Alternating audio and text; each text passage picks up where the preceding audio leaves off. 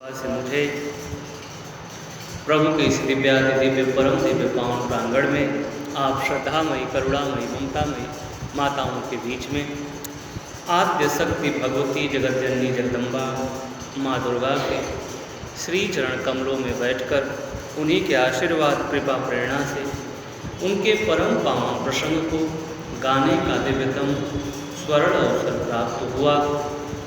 इस कथा के मूल में जिनकी कृपा है उन श्री सीताराम भगवान के श्री चरण कमलों में नमन वंदन अभिनंदन प्रणाम। आइए हम और आप अपने प्रसंग की तरफ चलें। कल की कथा में हम और आप श्रवण कर रहे थे माता पार्वती के समक्ष उनकी माँ मैना आई हैं ये कहने के लिए कि बेटी नारद जी के वचनों को मान करके आपको वन में जाकर के तप करना चाहिए, लेकिन अपने वात्सल्य और अपनी ममता के कारण वो अपनी बेटी से कह नहीं पा रही हैं। तो माता पार्वती ने इस बात को कुछ इस प्रकार से कहा कि माँ, मैंने एक स्वप्न देखा और उस स्वप्न में मैंने देखा कि ये गौर वर्ण वाले ब्राह्मण मानो मुझसे कह रहे हैं कि हे पार्वती, जो बातें देव ऋषि नारद जी आए और वो बता करके चले गए, वो बातें तुम्हारे माता पिता को सबको अच्छी लगी, यानी तब की बात जो है, तो वो स्वप्न का जिक्र करती है। सुनहि माँ तुम्हें दीख यस सपन सुनाव तो ही सुंदर गौर सुविप्रवर अस उपदेश। स्वप्न की चर्चा यदि हम और आप करें तो मानस में 4 प्रकार के लोगों ने स्वप्न देखा है। ये सबसे पहले हमारा और आपका ये प्रसंग चल रहा है। तो सुनहि माँ तुम्हें दीख यस सपन सुनावो तो,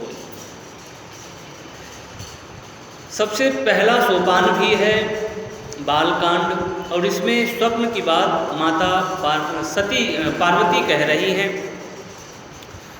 दूसरे स्वप्न की बात भैया भरत कहते हैं। देखहि राति भयानक सपना, जागी करहि कटुकोटि कल्पना। और उसके निवारण के लिए वो क्या करते हैं? विप्र जिवाई देहि बहुदाना, मागहि हृदय महेश मनाई, कुशल मातु पितु परिजन भाई। बाल कांड में माता भवानी ने स्वप्न देखा है, अयोध्या कांड में भैया भरत ने, और उसी अयोध्या कांड के उत्तरार्ध में माता सीता ने भी स्वप्न देखा। जिस समय भैया भरत चतुरंगिणी सेना को लेकर के पहुंच रहे हैं चित्रकूट में, तो उस समय उसका जिक्र वो भगवान राम से करती हैं कि प्रभु, मैंने एक स्वप्न देखा, और उस स्वप्न में मैंने ये देखा कि भैया भरत चतुरंगिणी सेना को लेकर के आ रहे हैं, और माताओं को मैंने बड़े दूसरे वेश में देखा, बड़े मलिन वेश में देखा। तो भगवान राम कहते हैं, लखन सपन यह नीक न होई। लक्ष्मण, ये स्वप्न ठीक नहीं है। कुछ जो चीज़ें हम सुनना नहीं चाहते वो हमें सुनने को मिलेगी। और उसके बाद हम और आप चलें मानस के सुंदर कांड में। सुंदर कांड में त्रिजटा माता ने स्वप्न देखा। सपने बानर लंका जारी, जातु धान सेना सब मारी। एक स्वप्न मैंने ये देखा कि एक बंदर आया हुआ है, और हम और आप इन चारों स्वप्नों को देखें तो चारों स्वप्न सत्य हुए, चारों स्वप्न सत्य। और स्वप्न का जब भी जिक्र आता है तो मेरे मन में एक बड़े सत्यव्रती राजा हुए, आप सभी परिचित हैं, हम सभी परिचित हैं उनसे, राजा हरिश्चंद्र। राजा हरिश्चंद्र जी ने भी एक स्वप्न देखा, और उन्होंने स्वप्न में देखा क्या कि मानो भगवान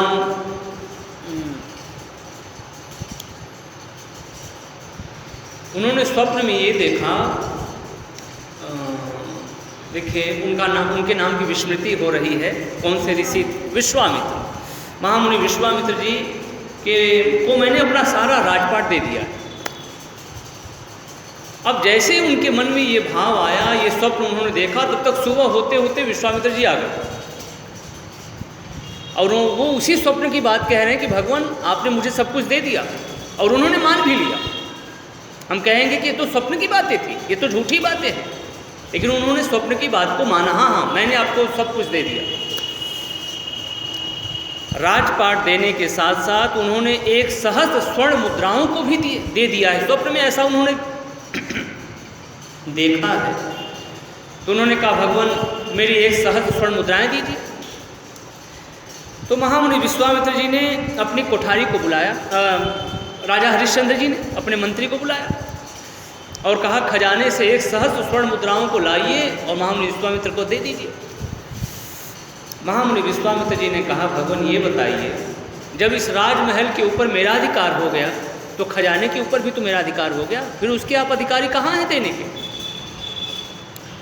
तो महामुनि विश्वामित्र जी ने जब इस प्रकार से कहा तो उन्होंने कहा हाँ भगवान आप ठीक कहते हैं, तो मुझे कुछ मोहलत दी, कुछ समय चाहिए। उन्होंने कहा ठीक है। अब वो और उनकी जो पत्नी है, उनका जो लड़का है, वो सब निकल पड़े। यही है समय। आज बड़ा अच्छा एक उस पर लिखा हुआ था व्हाट्सएप पर, किसी ने बड़ा प्यारा मैसेज दिया था कि मुझे अपने लोगों से चाहिए क्या? तो उसमें लिखा था समय, जो कि लोगों के पास नहीं है। आज हम अपने लोगों के साथ बैठने का समय नहीं है, और ये जो कीमती तोहफा है वो कह रहे हैं कि मुझे यही तोहफा चाहिए। अगर आप मुझे देना चाहते हो तो मुझे समय दो, मेरे पास बैठो। तो यही समय है, समय का दस्तूर जो है। इसलिए कहते हैं समय समय की बात है, कभी समय के दिन बढ़े तो कभी समय की रात। पुरुष बली नहीं बोत है, समय बड़ा बलवान। वही अर्जुन थे, लेकिन वही अर्जुन के देखते देखते सारी गोपियों को, सारे उनके जो आभूषण थे, वस्त्र थे, सबको लूट करके लेकर के चले गए। तो समय बहुत बड़ा बलवान है। महाराज हरिश्चंद्र, जिनके एक इशारे पर कई नौकर चाकर दौड़ पड़ते थे, आज वही जंगल की खाक छान रहे, चले जा रहे हैं। कहते हैं कि उनकी जो पत्नी शैव्या थी, वो एक सेठ के यहाँ उसने नौकरी की बात को रखा कि भगवान यदि आपके यहाँ नौकरी मुझे मिल जाए तो मैं आपके घर का जो कुछ भी होगा, जूठा बर्तन मैं सब इत्यादि मांज दूँगी, साफ कर दूँगी। तो उन्होंने कहा ठीक है। तो महाराज हरिश्चंद्र की जो पत्नी है, वो 2 बातें बहुत प्यारी कहती है, बहुत बड़ी अच्छी बात कहती है, बड़ी गौर करने की बातें हैं। माँ शैव्या कहती हैं कि भगवान मैं 2 कामों को छोड़ करके बाकी आपके घर का सब काम करूँ। पहला काम तो मैं उच्छिष्ट भोजन नहीं करूँ, जूठा भोजन मैं नहीं करूँ, और दूसरा मेरा जो शर्त है वो ये है कि मैं किसी पर पुरुष से संभाषण नहीं करूँ। वो राजा हरिश्चंद्र की पत्नी है, उनका भी अपना एक गौरव है, वजूद है। तो उन्होंने कहा ठीक है। और उसके बाद चले गए राजा हरिश्चंद्र एक डोम के यहाँ, जो आज भी हम और आप जानते हैं काशी में हरिश्चंद्र के घाट से आज भी वो विख्यात है। काशी में कई घाट हैं, उसमें एक हरिश्चंद्र घाट भी है। जो भी आता है उससे कुछ लेते हैं, और उसके बाद जो अग्नि का कार्य है फिर उसको अग्नि देते हैं। और फिर कहते हैं उसके बाद मानो भगवान की परीक्षा कितनी कड़ी होती है, जिसे हम और आप कहें। और हर व्यक्ति को यदि हम और आप कहें तो परीक्षा से, संघर्ष से, संकट से गुजरना पड़ा है। और वो जीवन भी क्या जीवन है जिसमें संघर्ष ना। आज मेरे मन में ऐसे ये ख्याल आया, विचार आया कि कुछ लोग ये कहें कि भाई समय कहाँ है, इतने संकट हैं, इतने संघर्ष हैं। तो इस संसार में तो भगवान राम भी आए और भगवान कृष्ण भी आए, उनके भी जीवन में संघर्ष आया, उनको भी कई संघर्षों का सामना करना पड़ा। क्या क्या नहीं हुआ। हम और आप तो मानव हैं, भगवान कृष्ण के साथ क्या क्या नहीं हुआ। भगवान राम के साथ क्या क्या नहीं हुआ, 14 वर्षों का वनवास, क्या क्या नहीं हुआ। हम आप तो मानो। तो कहने का भाव यह है कि मानो भगवान यही संकेत करते हैं कि सबके साथ साथ हमारी और आपकी भगवत स्मृति बनी रहे। जो आ रहा है, हो रहा है, वो तो होगा ही, हो उसे कोई हटा नहीं सकता। संसार का ध्रुव सत्य है, लेकिन हम और आप ईश्वर की स्मृति कहीं हमसे और आपसे चूक न हो जाए, कहीं हम उसको छोड़ न दें। इस बात को हम हमेशा सजग, सावधान और जागृति के साथ भगवान से जुड़े रहें। तो कहते हैं, कथा ये कहती है कि महाराज हरिश्चंद्र की भगवान परीक्षा ले रहे हैं। एक तो परीक्षा ये हुई स्वप्न की बात। राजा हरिश्चंद्र के संबंध में कहा जाता था कि चंद्र टरे सूरज टरे। हो सकता है, ऐसा होगा नहीं, लेकिन हो सकता है कि चंद्रमा जिस जगह से निकलता है उस जगह से वो हट जाए, दूसरी जगह से निकलने लगे। भगवान सूर्य पूर्व से हो सकता है, हो सकते हैं पश्चिम में से निकलने लगे। ऐसा होगा नहीं, लेकिन हो सकता है। लेकिन महाराज हरिश्चंद्र ने अपनी जिस बात को रख दिया, फिर उसे वो बदल नहीं सकते। वो अकाट्य है, वो उसे करके ही रहे। चंद्र टरे सूरज टरे, टरे जगत व्यवहार, पै दृढ़ श्री हरिश्चंद्र को टरे न सत्य विचार।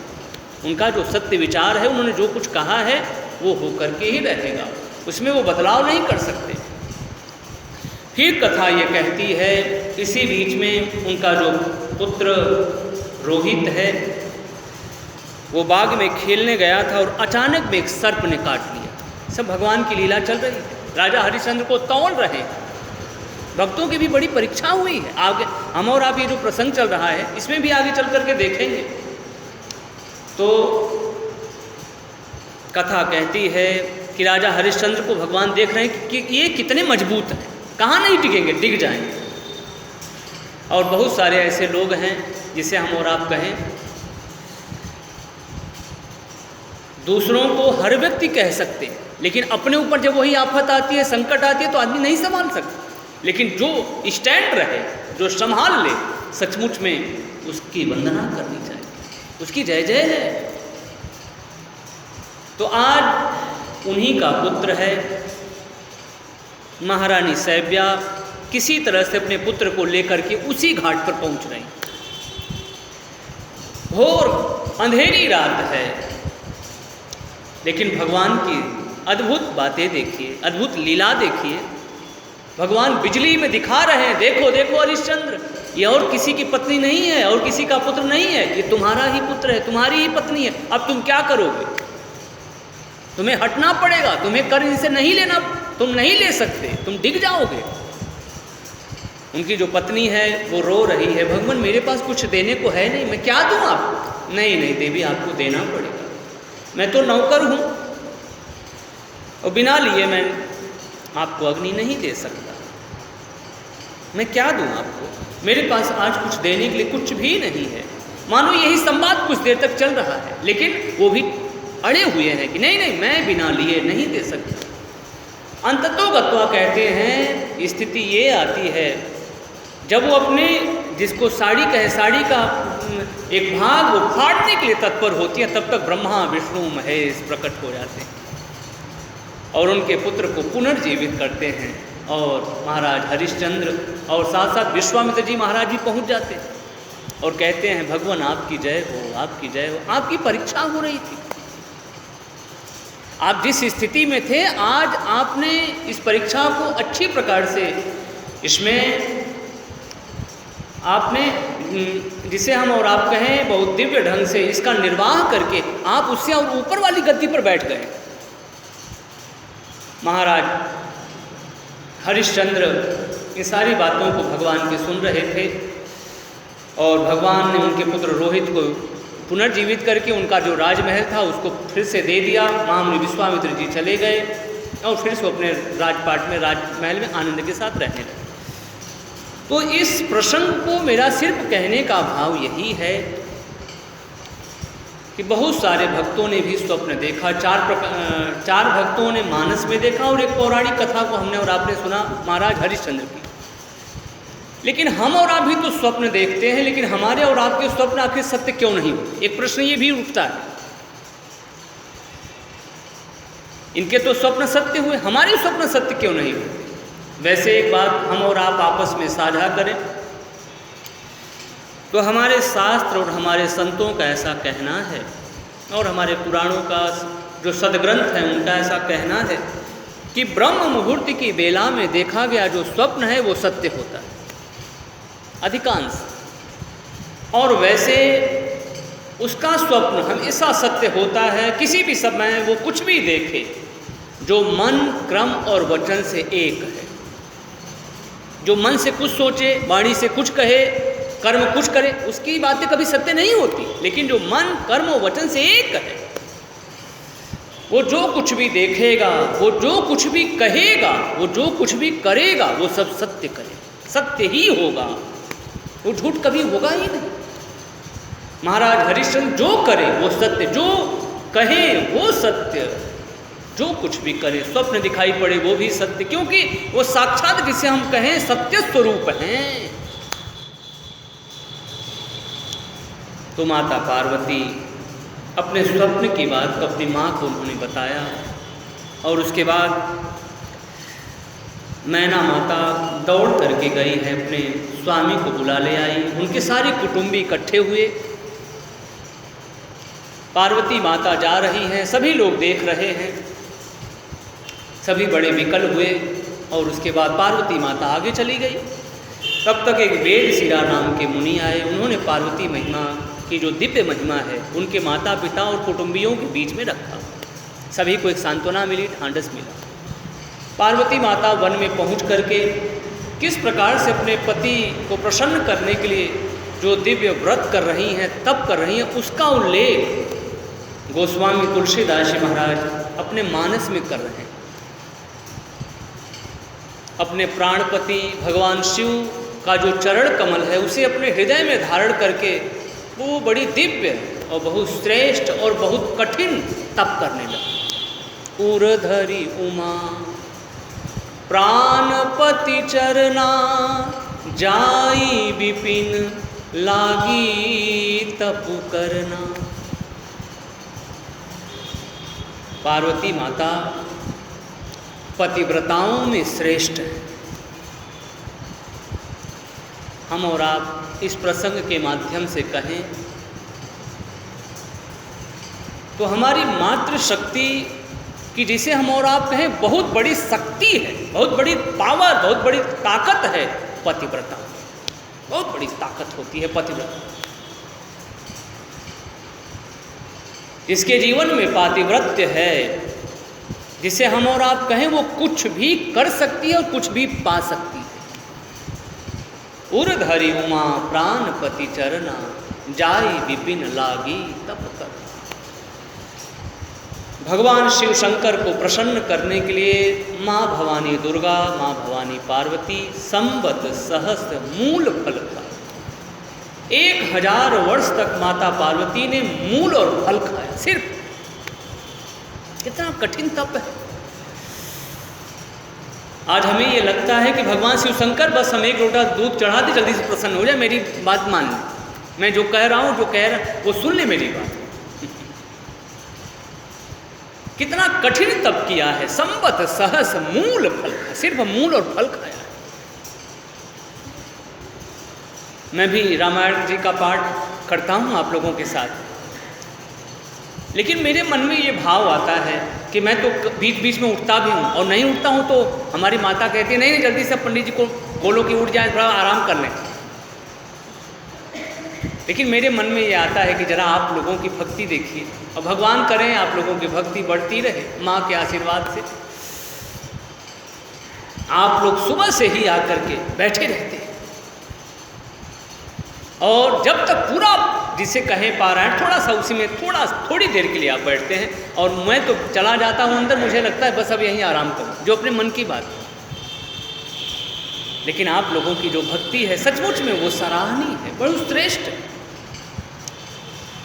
तो ये जो भक्ति है, इसमें जब तक हम समय नहीं देंगे तब तक भगवत कृपा समझ में नहीं आएगी। थोड़ा सा हम बैठे, मन इधर उधर डिगेंगे तो फिर प्रभु कृपा कहाँ से होगी? उसके लिए थोड़ा समय दीजिए।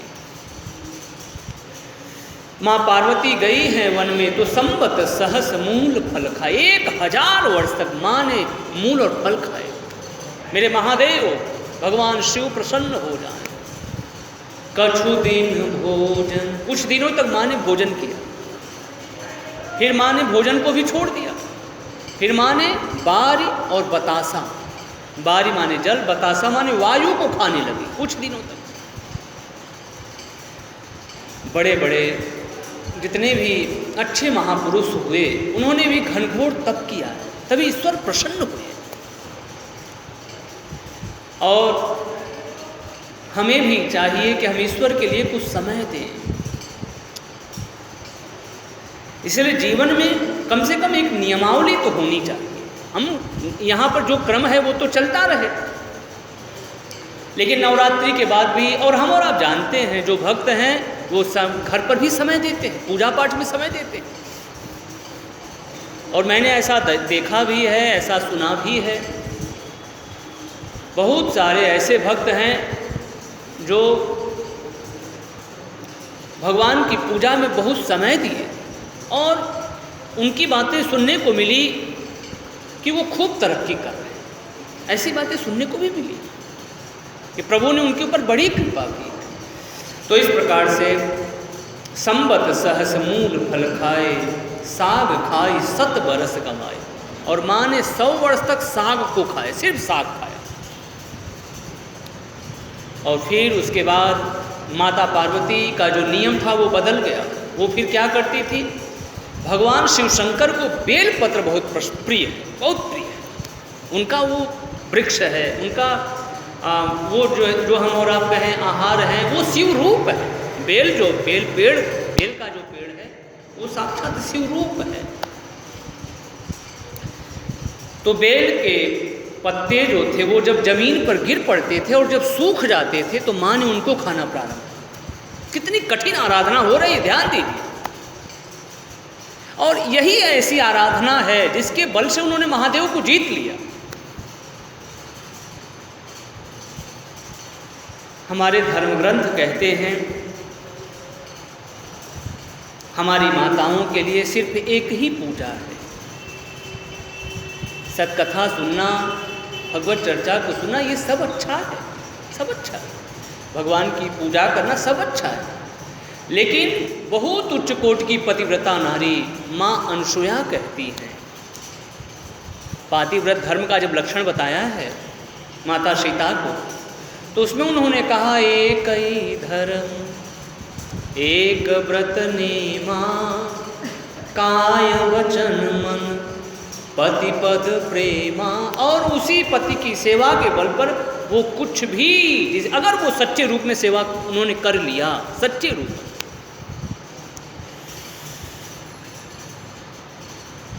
आज तो परिस्थिति बदल गई है।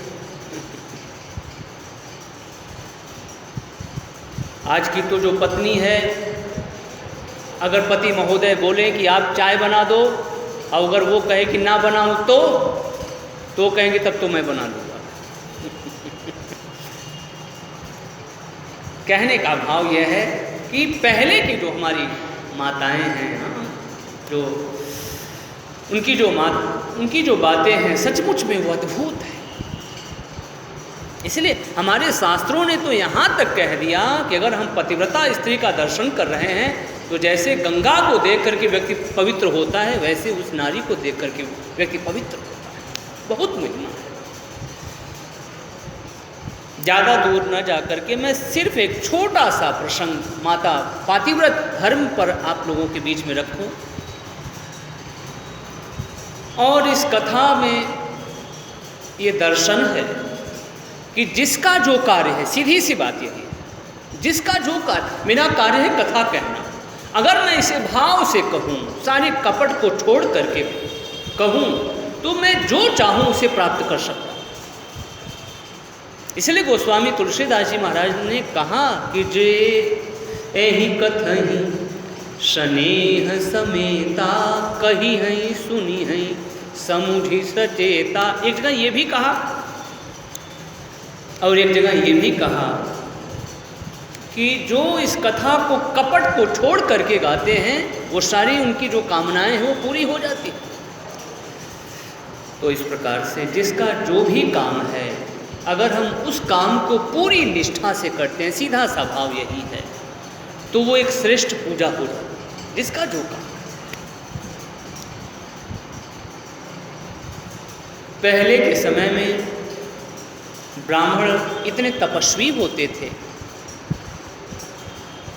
कि उनकी जो धोती होती थी ऐसे आसमान में फेंक देते थे और सूख करके चली जाती थी। ऐसे ही एक ब्राह्मण देवता थे,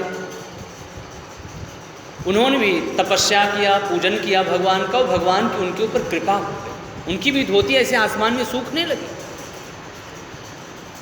और उसके बाद एक दिन की बात है, वो एक वृक्ष के नीचे बैठे हुए थे, तब तक अचानक में एक ऊपर चिड़िया बैठी थी और उसने उनके ऊपर बीट कर दिया। अब ब्राह्मण देवता ने ऐसे तमतमाई हुई लाल लाल आंखों से देखा और वो चिड़िया जल करके भस्म हो गई। अब वो जो पहले की तरह उनकी धोती ऊपर आसमान में सूखती थी वो सूखना बंद हो गई। ऊपर आकाशवाणी हुई, हे ब्राह्मण देवता, आप फला घर पर जाइए और वहाँ पर आपकी समस्या का समाधान हो जाएगा। जैसे ही ब्राह्मण देवता अपनी समस्या का समाधान पाने के लिए उस घर पर पहुँचे, वहाँ पर एक औरत थी, उसने कहा भगवान बैठिए, मैं आ रही। और वही ब्राह्मण देवता बैठे थे, तब तक उसके पतिदेव आ गए। और जैसे ही उसके पतिदेव आ गए, उसकी सेवा शुश्रूषा में वो लग गए, काफ़ी समय हो गया।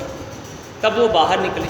ब्राह्मण देवता ने कहा भगवान, माँ इतनी देर जब आपको करना था तो आप बता देती, मैं चला जाता। थोड़ा क्रोधित हो गए। तो उस माँ ने कहा ब्राह्मण देवता क्षमा करिएगा, मेरे ऊपर नाराज मत होइए, मैं वो बगुली या मैं वो चिड़िया नहीं हूँ कि जो मुझे तमतमाई हुई लाल लाल आंखों से या कठोर बातें कह देंगे तो मैं जलकर भस्म हो जाऊँ। अब ब्राह्मण देवता की आंखें खुली की खुली रह गई। अरे, जिस समय मैंने उस चिड़िया को देखा था वहाँ तो और कोई था नहीं, इस स्त्री को कैसे पता चल गया? तो उन्होंने पूछा, तो उन्होंने बताया, उन्होंने कहा भगवान ये पति की सेवा का चमत्कार है और उन्हीं की कृपा से मुझे ये बात पता चल गई। ब्राह्मण देवता आप फला देश में जाइए, वहाँ पर एक तुलाधार नाम के वैश्य है और उनसे आपके जीवन में जो ये समस्या आ गई है वो आपकी समस्या का समाधान हो जाए। जब वहाँ पर वो पहुँचे तो कहते हैं कि पहुँचते ही उस वैश्य ने कहा कि आपने वो जो स्त्री है उसके कहने पर आए हैं? अब ब्राह्मण देवता ने कहा इनको कैसे बात पता चल गई? जब उन्होंने कहा था तो उस समय तो सिर्फ मैं था, वो थी, इनको ये बात। तो उन्होंने कहा भगवान आप बिल्कुल आश्चर्य न करें, मैं रोज़ सुबह अपने माता पिता की सेवा करता हूँ और ये जो मेरा दुकान है इसमें जितने भी ग्राहक आते हैं मैं सबको अपना ईश्वर का रूप मानता हूँ और किसी को मैं ज़्यादा नहीं देता, किसी को कम नहीं देता, डंडी बराबर देता हूँ और इसी को मैं अपनी श्रेष्ठ पूजा मानता हूँ और यहाँ पर बैठे भगवत भजन करता रहता हूँ। उसी की कृपा से मुझे ये पता चला भगवान आपके जीवन के ये जो दोष हैं वो दूर हो जाएंगे और बस अब आप भी बिल्कुल किसी के ऊपर क्रोध ना करें, जीवन में सहन शक्ति को धारण करें। प्रभु चाहेंगे तो आपकी ये जो शक्ति खो गई है फिर से वो लौट आए। तो कहने का भाव यह है, हम जो भी कार्य कर रहे हैं अगर उसको पूर्ण निष्ठा से करें तो वो एक श्रेष्ठ पूजा हो जाती है और उसका एक विशेष फल मिलता है। तो माता पार्वती ऐसी तपस्या में जिसे हम और आप कहें डूब गई हैं कि बिसरी देह तपहि मनु लागा, देह की भी शुद्ध बुद्ध भूल गई और मन जो है पूर्ण रूप से तप में लग गया। सिर्फ महादेव महादेव महादेव, सिर्फ मन क्रम वचन में सिर्फ एकमात्र उनके मन में यही है, किसी भी तरह से महादेव प्रसन्न हो। तो पुनि परिहरेऊ, माँ ने 3000 वर्ष तक बेल पत्तों को खाया है और फिर बेल पत्तों को भी खाना छोड़ दिया। तो माँ का एक नया नामकरण हुआ, अपर्णा। बोलिए अपर्णा मैया की। पुनि परिहरेऊ सुखाने उपरना उमही नाम तब भयउ अपर्णा। इस अपर्णा नाम में भी बड़ा रहस्य है। अपर्णा क्यों हुआ, इस पर किसी कवि ने बड़ा प्यारा भाव रखा है। पार्वती माता ने विचार किया कि मेरे नाम में किसी प्रकार से रकार आ जाए और मकार आ जाए। क्यों? क्योंकि मेरे जो महादेव हैं ना, उनको रकार और मकार से बड़ा प्रेम है। पहला जो मेरा जन्म हुआ था, और पहले जन्म में मेरा जो नाम था वो था सती, और सती में ना तो रकार ही था ना तो मकार ही है। और इसलिए किसी कवि ने अपना भाव रखा है, अच्छा भाव है। तो कवि महोदय का कहना है कि अगर सती माता को भगवान शिव ने छोड़ा तो क्यों छोड़ा? क्योंकि उनके नाम में ना तो रकार था और ना तो मकार था। तो माँ पार्वती ने विचार किया कहीं ऐसा इस जन्म में भी न हो जाए। इसीलिए किसी ने पूछा, कहा कि जो माता पार्वती का जन्म पर्वतराज हिमवान के यहाँ हुआ, और कोई देवता नहीं थे क्या? और कोई नहीं थे जो पर्वत के ही यहाँ उन्होंने जन्म लिया? तो कवि का कहना है पर्वतराज के यहाँ जन्म लेने से माँ के नाम में रकार आया और मकार आया। रकार कैसे आया? गिरिजा, गिर की पुत्री है गिरिजा, रकार आया। और उमा, उमा नाम पड़ा, मकार भी आया रकार भी आया। पार्वती, उसमें भी रकार आया। लेकिन फिर भी माँ को ये है कि पता नहीं अभी मुझे स्वीकारेंगे कि नहीं, इसलिए फिर माँ सोच रहे हैं कि मेरे नाम में रकार आ जाए। तो अपर्णा, उसमें भी रकार आ गया। तो इस प्रकार से कवि महोदय तो यहाँ तक कहते हैं कि जिसके नाम में रकार और मकार नहीं था ना, उन सबको भगवान शिव ने तब तक धारण नहीं किया जब तक उनके नाम में रकार और मकार नहीं आ गया। भगवान शिव को भी रकार और मकार से बड़ी प्रीति है, बड़ा प्रेम है, बहुत प्रेम। तो इस प्रकार से माँ की तपस्या पूर्ण हुई, ऊपर से आकाशवाणी हुई, हे देवी, वैसे तो बहुत ऋषि हुए, मुनि हुए, बड़े धीर वीर हुए, लेकिन आपके जैसा किसी ने तप नहीं किया, इसलिए आपका तप पूर्ण हुआ। ये जो दुस्सह क्लेश को आप सह करके ये तप कर रही हैं, अब इससे निवृत्त हो जाइए और मेरी बात को आप स्वीकार करिए। निश्चित रूप से अब आपके पिता आपको बुलाने के लिए आएंगे, और जब आपके पिता बुलाने के लिए आए तो हठ मत करिए। 3 का हठ बड़ा प्रसिद्ध है। हठ की बात यदि हम और आप कहें, आवे पिता बुलावन जब ही, हठ परिहरि घर जाए हो तब ही। हठ को छोड़ देना, क्योंकि 3 लोग यदि हठ कर लें तो जब तक उनका काम हो नहीं जाता तब तक वो मानने वाले नहीं हैं। एक है बाल हट, एक है स्त्री हट, और एक है राज हट। राजा ने भी हट कर दिया। तो इस प्रकार से आप हट मत करिएगा। आपके पिता बुलाने के लिए आए तो आप चले जाइएगा। ये ब्रह्मा का वाक्य है, आपका तब जो है वो सफल हो गया। भगवान शिव अब आपको अवश्य मिलेंगे। इस प्रकार से ऊपर से आकाशवाणी हुई है और माता पार्वती बड़ी प्रसन्न हुई। उसके बाद कथा कहती है, और साथ साथ उस आकाशवाणी ने एक संकेत और भी कर दिया। उस आकाशवाणी ने कहा, हे देवी, मेरी इस बात को आप सत्य तब मानिएगा जब आपसे सप्तऋषि गण आकर मिले, तब आप ये मानिएगा। नहीं नहीं, ऊपर से जो ब्रह्मवाणी हुई थी वो बिल्कुल सत्य थी। और उसके बाद ब्रह्मा जी शांत हो जाते हैं।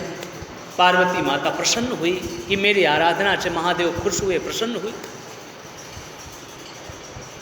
याज्ञवल्क्य जी महाराज ये कथा भरद्वाज ऋषि को सुना रहे हैं। तीर्थराज प्रयाग की घाट पर बैठे हुए, वो कह रहे हैं कि भरद्वाज जी, ये तो मैंने सती माता के बाद पार्वती माता ने किस प्रकार से भगवान शिव को फिर से प्राप्त किया, ये कथा मैंने आपको गा करके सुनाया। अब मैं वो कथा आपको सुनाता हूं कि भगवान शिव शंकर किस प्रकार से मां सती को प्राप्त करते हैं। जब से सती माता का वियोग हुआ है तब से भगवान शिव शंकर वैराग्य से परिपूर्ण हो गए। यहाँ वहाँ जहाँ तहाँ जा कर के लोगों के बीच में बैठ करके जहाँ कथाएं हो रही होती हैं वहाँ कथा जाकर सुनते हैं, और जो कथा सुनने वाले हैं उनको कथा सुनाते भी हैं। इसी में उनका समय बीत रहा है। और भगवान राम के प्रति उनकी जो भक्ति है वो दिन पर दिन बढ़ती जा रही है। ये बहुत प्यारी बात है, बहुत प्यारी बात। भक्ति में कभी कमी नहीं आनी चाहिए, भक्ति बढ़ती रहे, तब फिर प्रभु की कृपा होती, जल्दी कृपा जिसे हम और आप करें। यही बात माता पार्वती की भी तप में हुआ है। नित नव चरण, नित नव चरण उपज अनुराग, नित्य नया अनुराग भगवान शिव के चरणों में उत्पन्न हो रहा है मेरे महादेव। यानी भक्ति, और हम लोग कैसे हैं, हम लोग भक्ति में बैठे रहते हैं, कभी कभी तो पूजा का बहुत मन करता है, आज बहुत अच्छा, कभी मन एकदम ढीला रहता है, उदासीन रहता है, मन दुखी रहता है, अच्छा नहीं लगता पूजा करने में, कभी मन बहुत प्रसन्न, ऐसा होता है। लेकिन भक्ति में यदि हम प्रभु की विशेष कृपा चाहते हैं तो भक्ति रोज पुष्ट हो, भक्ति रोज नवीन रहे, और भक्ति नवीन है ही। लेकिन ये हमारे कोई किसी प्रकार का भ्रम, मोह, संशय लेकर के हम भक्ति को न्यून कर देते हैं। इसलिए जो कृपा होनी चाहिए वो काफ़ी देर में हमें और आपको मिलती है। भक्ति में रोज नवीनता आए, भक्ति रोज पुष्ट हो, मजबूत हो, तो फिर प्रभु की कृपा बहुत जल्दी होती है। तो भगवान शिव शंकर रोज नए नए उत्साह उमंग के साथ अपने राम की भक्ति कर रहे हैं। और क्या कर रहे हैं, जपहि सदा रघुनायक नामा, नाम से भी हम और आप सुन रहे थे। भगवान शिव को बड़ा प्रेम है, बहुत प्रेम है। और अपने को आगे करके हम भक्तों को ये भी संकेत करते हैं कि हम और आप भी भगवान नाम से हमारी और आपकी भी प्रीति हो, प्रेम हो, लगाव। राम नाम में तो बहुत छूट कर दिया है गोस्वामी तुलसीदास जी महाराज ने, किसमें ना तो हमें नहाना है, चाहे अशुद्ध है शुद्ध है कैसे भी हैं, आप जपो बस, बस बस जपना है। भायं कुभायं अनख आलसहूँ, नाम जपत मंगल दिसिदशहूँ। चाहे भाव से, चाहे कुभाव से, चाहे अनख से, चाहे आलस से, हम और आप किसी भी प्रकार से भगवान नाम की स्मृति हमारे और आपके जीवन में बनी रहे।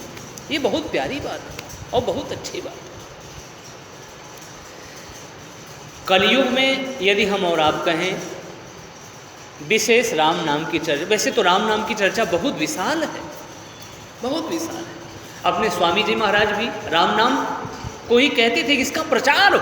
ये बहुत प्यारी बात है, इसका प्रचार होना चाहिए।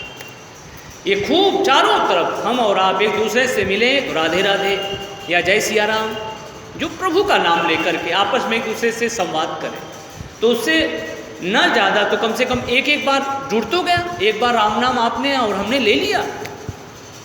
ये प्यारी बात है, अच्छी बात है।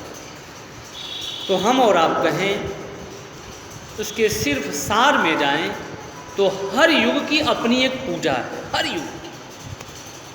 सतयुग में विशेष पूजा थी ध्यान, सतयुग में जो विशेष पूजा होती थी वो ध्यान की पूजा होती थी। उस समय लोगों का दिल दिमाग सब शुद्ध था, अच्छा था, लोग सात्विक होते थे, जल्दी ध्यान लोगों का लग जाता था। आज भी ध्यान है, सतयुग में भी राम नाम था, यज्ञ भी था, पूजा भी था, सब कुछ था। लेकिन सतयुग की विशेष पूजा थी, यानी प्रधान पूजा जिसे कहें, वो था ध्यान। सतयुग चला गया, सतयुग के बाद आ गया त्रेता। त्रेता में पूजा ने अपना जो स्थान था उसको बदल दिया। त्रेता में प्रधान पूजा हो गई यज्ञ। यज्ञ के माध्यम से भगवान को याद किया जाने लगा, भगवान को प्रसन्न किया जाने लगा। बाकी सब कुछ था, ध्यान भी था, लेकिन फिर धीरे धीरे क्रम बदल रहा है। उस ध्यान रूपी पूजा ने यज्ञ का स्थान ले लिया। त्रेता में विशेष रूप से यज्ञ किया जाने लगा और उसके बाद द्वापर आ गया, फिर इस पूजा ने अपना स्थान बदल दिया। फिर द्वापर की विशेष पूजा हो गई पूजा, द्वापरे परिचर्याया। द्वापर में विशेष पूजा होती थी। किसकी? माधव मोहन मुकुंद मुरारी, अपने कन्हैया की पूजा होने लगी। उसके बाद चौथा युग आ गया जिसमें हम और आप बैठे हुए हैं। वो युग कौन सा है? वो युग है कलयुग। और कलयुग में किसकी पूजा विशेष है? राम नाम की। बाकी ध्यान भी है, यज्ञ भी है, पूजा भी है, लेकिन इस युग की पूजा है राम नाम। और ये बात यदि हम और आप सिद्ध भी करें, चारों सब पुराण लेकर के, सारे शास्त्र लेकर के, तो ये बात सिद्ध भी होती है। श्रीमद् भागवत महापुराण में शुकदेव भगवान महाराज परीक्षित से कहते हैं कि हे परीक्षित, ये जो कलयुग है ना, ये दोषों का खजाना है, इसमें दोष ही दोष है। लेकिन इस युग में एक बहुत बड़ी पूजा है और बहुत बड़ा, जिसे हम और आप कहें, कलेर दोष निधे राजन हे अस्ति हे को महान गुण। इसमें एक महान गुण है। वैसे तो ये बेकार है, लेकिन इसमें एक बहुत बड़ा गुण है। वो गुण क्या है? कीर्तनादेव कृष्णस्य मुक्त संगः परम व्रजेत। इस युग में यदि हम भगवान केशव माधव मुकुंद मुरारी के नाम का जप करें तो हम और आप पार, यानी जिसे कहें पार हो जाने वाले, भव सागर से पार हो जाए। सिर्फ माधव मोहन मुकुंद मुरारी का नाम, कोई भी नाम हम और आप पकड़ लें, भगवान का नाम, चाहे भगवान राम का नाम हो, चाहे माँ राधा का नाम हो, चाहे भगवान कृष्ण का, कोई भी नाम पकड़।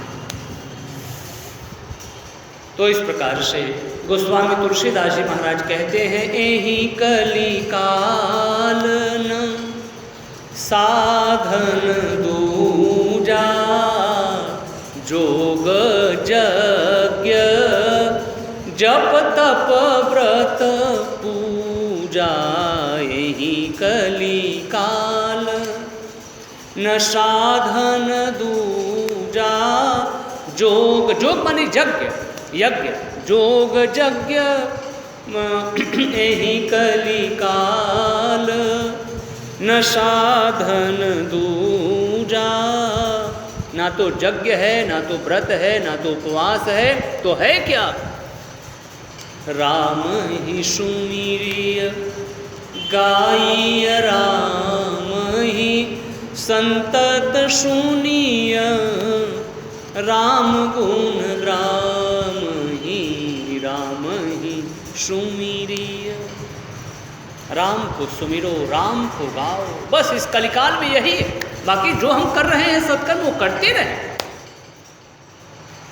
जैसे दूध होता है, दूध अपने में बहुत स्वादिष्ट है, लेकिन उसमें थोड़ी सी मिश्री डाल दी जाए तो उसकी मिठास और बढ़ जाती है। वैसे जो भी काम हम और आप कर रहे हैं वो करते रहें, लेकिन उसके साथ साथ भगवान नाम की स्मृति हमारे और आपके जीवन में बनी रहे। भगवान माधव मोहन मुकुंद मुरारी श्रीमद् भगवत गीता में भक्तराज अर्जुन से कहते हैं कि हे अर्जुन, आप युद्ध भी करो लेकिन मेरी स्मृति बनाए रखो। तस्मात् सर्वेषु कालेषु मामनुस्मर युद्ध च। मुझे याद रखो, मेरे नाम का सुमिरन करते रहो।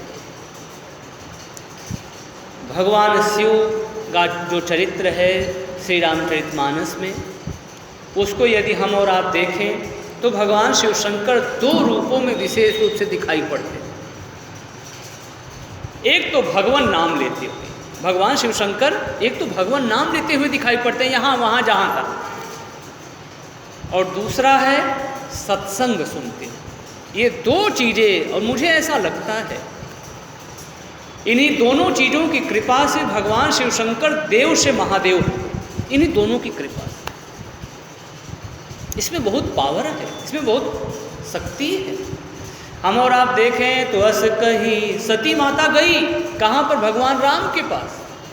अब क्या होगा क्या नहीं होगा, अपना परिवार का कोई व्यक्ति जाए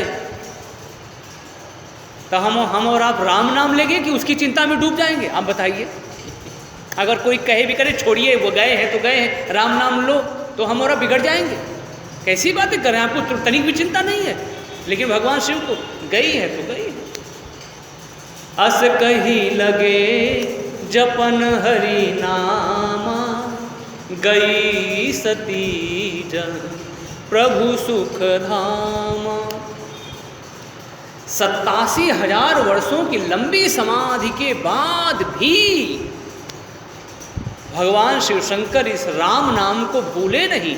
जैसे वो समाधि से उपराम हुए, राम नाम शिव सुमिरन लागे, जाने सती जगतपति जागे। और जा करके कर क्या रहे हैं? सती से हालचाल नहीं पूछ रहे हैं, अरे सती बताओ तुम बड़ा कष्ट हुआ होगा, ये सब नहीं पूछ रहे हैं। लगे कहन हरि कथा रसाला, ये 2 चीजें विशेष हैं। तो सती माता का जब वियोग हुआ है तो भगवान शिव शंकर अपने प्रभु राम की भक्ति में खोए हुए, जपहि सदा रघुनायक नाम, इसी में खोए हुए। दिन पर दिन उनकी भक्ति अपने राम के प्रति पुष्ट होती जा रही है, मजबूत होती जा रही है। और उनकी भक्ति को देख करके भगवान राम प्रसन्न हो गए। महादेव मुझे याद कर रहे हैं, और उनके समक्ष वो प्रकट हो गए। भगवान, आपने जिस भक्ति के साथ मेरी पूजा की है, मैं उससे बहुत संतुष्ट हूँ। मैं आपको वंदन करता हूँ, आपको प्रणाम करता हूँ। भगवान, मैं कुछ प्रार्थना आपके पास लेकर के आया हूँ, कुछ विनती आपके पास लेकर के आया। मेरी विनती को आप स्वीकार कर लीजिए। क्या विनती है आपकी? मानो भगवान शिव बड़े भाव से पूछते हैं कि आपकी विनती क्या है, आपकी प्रार्थना क्या है? तो भगवान विष्णु कहते हैं कि अब विनती मम सुनहु शिव, जौं पर निज नेहु, जाई विवाह शैल जही, यह मोहि मांगे देव। जो भगवान शिव हैं वही भगवान विष्णु, और जो भगवान विष्णु हैं वही भगवान शिव, दोनों एक ही हैं।